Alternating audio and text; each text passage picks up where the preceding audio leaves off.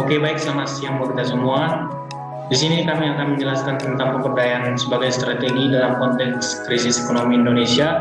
Kami dari kelompok 14. Makalah ini disusun oleh Mutiara dengan NIM 18101022, Julianti Pandiangan dengan NIM 14101111, Repalo Manurung dengan NIM 18101029, dan Teresa Brilianti dengan NIM 181074.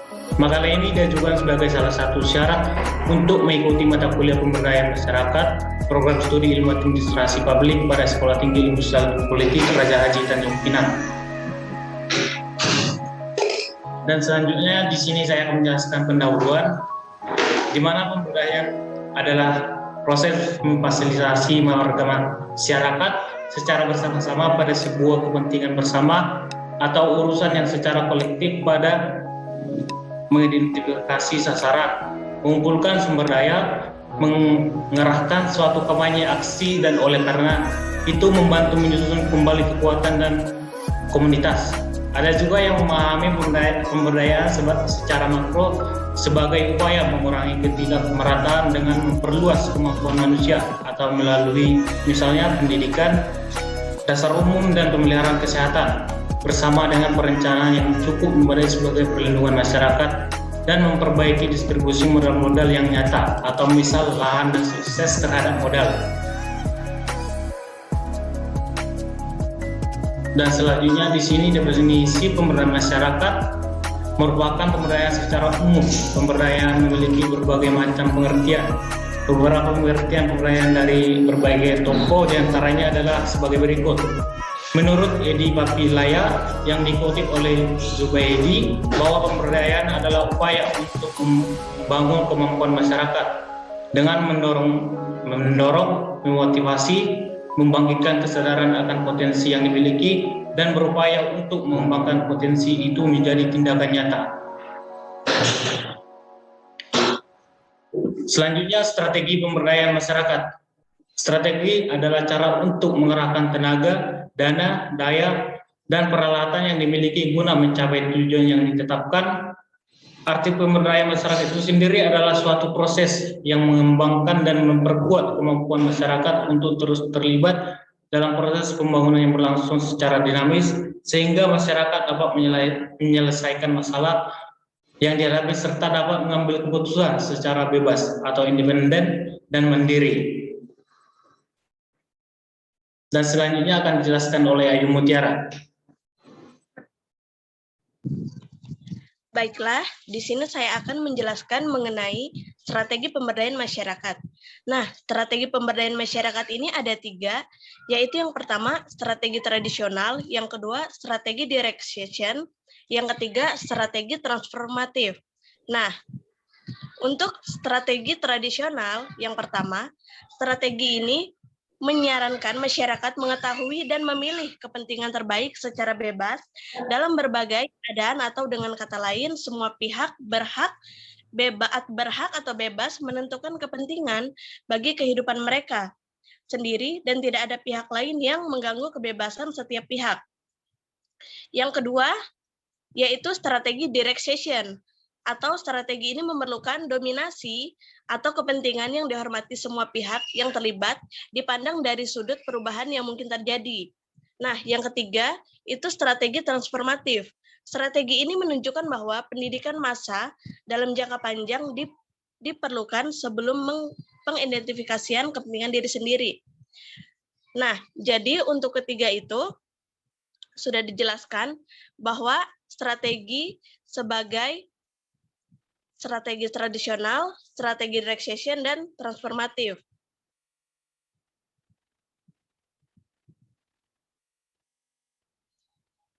Terus selanjutnya yaitu proses pemberdayaan masyarakat.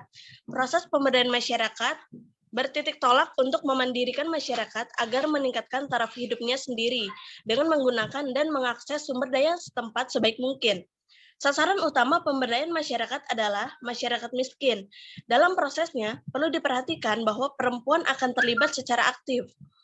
Atau dengan kata lain, proses pemberdayaan masyarakat didampingi oleh suatu tim fasilitator yang bersifat multidisiplin. Tim pemberdayaan masyarakat sebaiknya terdiri dari laki-laki dan perempuan.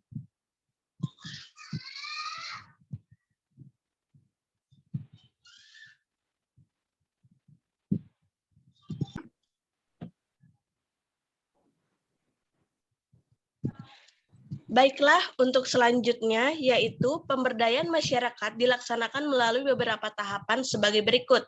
Yang pertama, tahap pertama, seleksi alokasi atau lokasi. Yang kedua, tahap kedua, sosialisasi pemberdayaan masyarakat. Yang ketiga, yaitu proses pemberdayaan masyarakat. Nah, maksudnya adalah yang pertama, tahap seleksi lokasi seleksi wilayah dilakukan sesuai dengan kriteria yang disepakati oleh lembaga, pihak-pihak terkait, dan masyarakat. Penetapan kriteria ini penting agar tujuan lembaga dalam masyarakat akan tercapai serta pemilihan lokasi yang dilakukan dengan sangat baik. Yang kedua itu sosialisasi pemberdayaan masyarakat. Sosialisasi pemberdayaan masyarakat ini adalah suatu kepentingan yang sangat penting untuk menciptakan komunikasi serta dialog dengan masyarakat. Sosialisasi pemberdayaan masyarakat pada masyarakat membantu untuk meningkatkan pengertian pada masyarakat dan pihak terkait tentang program proses. Sosialisasi sangat menentukan ketertarikan masyarakat untuk berperan dan terlihat di dalam program. Nah, yang ketiga itu proses pemberdayaan masyarakat. Tahap ini terdiri dari kegiatan yang pertama itu kajian keadaan pedesaan partisipatif. Yang kedua untuk mengembangkan dalam rangka pengembangan individu atau suatu kelompok. Terus selanjutnya untuk menyusun rencana dan pelaksanaan kegiatan agar lebih efektif. Terus selanjutnya memonitoring atau mengevaluasi secara partisipatif. Nah, untuk selanjutnya akan dijelaskan kembali oleh Revalo. Dan selanjutnya yaitu pemberdayaan masyarakat di era krisis ekonomi. Dari berbagai tulisan semua di Ningrat pada tahun 1999 pada halaman 4, konsep pemberdayaan masyarakat ekonomi secara kritis dapat ditemukan sebagai berikut. Yang pertama itu perekonomian rakyat adalah perekonomian yang diselenggarakan oleh rakyat. Perekonomian yang diselenggarakan oleh rakyat adalah perekonomian nasional yang berakar pada potensi dan kekuatan masyarakat secara luas untuk menjalankan roda perekonomian mereka sendiri. Pemberdayaan ekonomi rakyat adalah usaha untuk menjadikan ekonomi yang kuat, besar, modern, dan berdaya saing tinggi dalam mekanisme pasar yang benar. Karena kendala pengembangan ekonomi rakyat adalah kendala struktural, maka pemberdayaan ekonomi rakyat harus dilakukan melalui perubahan struktural. Perubahan struktural yang maksud adalah perubahan dari ekonomi tradisional ke ekonomi modern, dari ekonomi lemah ke ekonomi kuat, dari ekonomi subsisten ke ekonomi pasar, dari ketergantungan ke kemandirian. Dan selanjutnya yang terakhir, strategi pembangunan dan pertumbuhan ekonomi. Strategi upaya minimum krisis atau strategi of critical minimum effort. Profesor Harvey Leibenstein berpendapat bahwa negara terbelakang dicekam oleh lingkaran setan kemiskinan yang menyebabkan mereka tetap berada di sekitar tingkat keseimbangan pendapatan per kapita yang rendah. Oleh karena itu, strategi upaya minimum kritis menjadi jalan keluar dari kebuntuan ini. Dengan menaikkan pendapatan per kapita pada tingkat pembangunan yang berkesinambungan, maka terjadi laju pertumbuhan penduduk. Namun, kenaikan pendapatan per kapita yang melampaui titik tertentu akan menurunkan tingkat kesuburan. Ketika pembangunan mencapai tahap maju, maka laju pertumbuhan penduduk akan turun. Pertumbuhan penduduk merupakan fungsi dari pendapatan per kapita. Menurut tesis Dumont, naiknya pendapatan per kapita akan mengurangi keinginan untuk memperoleh keturunan.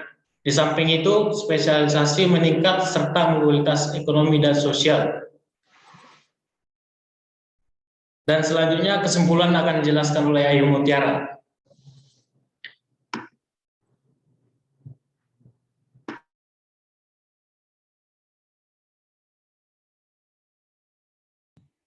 Baiklah, untuk kesimpulan itu sendiri, yang pertama, pemberdayaan masyarakat adalah upaya meningkatkan taraf kehidupan masyarakat miskin, perkotaan dalam hal pendidikan dan kesehatan, serta akses terhadap sumber-sumber kemajuan ekonomi, seperti modal, teknologi, informasi, dan pasar.